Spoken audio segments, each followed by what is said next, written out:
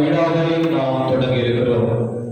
ஆகவே செபஸ்தியானுடைய இந்த 120வது ஆண்டு திருவிழாவை இறைவனிடத்திலே வேண்டவும் நம்முடைய தேவைகளை நிறைவேற்றி கொடுக்கவும் இந்த திருப்பலியிலே சிறப்பாக ஜெபிப்போம்.